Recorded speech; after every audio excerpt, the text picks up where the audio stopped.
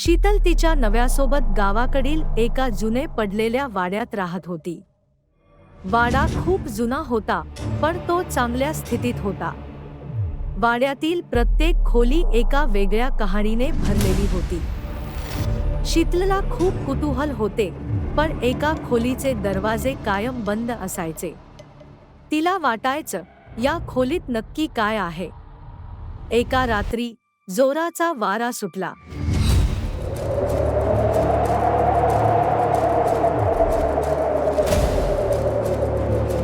आणि अचानक त्या रहस्यमय खोलीचा दरवाजा आपोआप उघडला.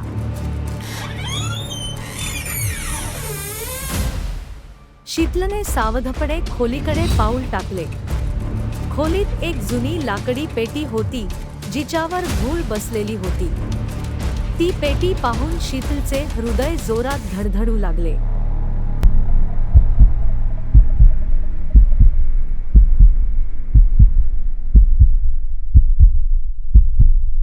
ती थोडं धीर करून पेटीजवळ गेली आणि उघडली.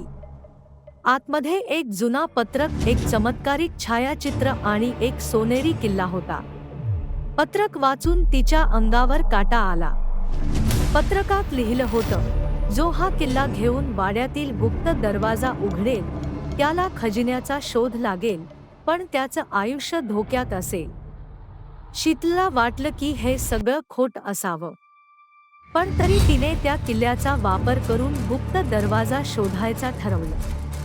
वाड्याच्या तळघरात तिने एक बंद दरवाजा पाहिला. किल्ला वापरून तिने तो दरवाजा उघडला आणि आतमध्ये अंधारी बोगदा होता.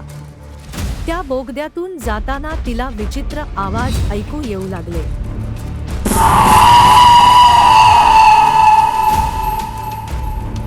तिने मागे वळून पाहिलं, पण कोणीही नव्हतं. तिने हिम्मत एकवटली आणि पुढे चालत राहिली.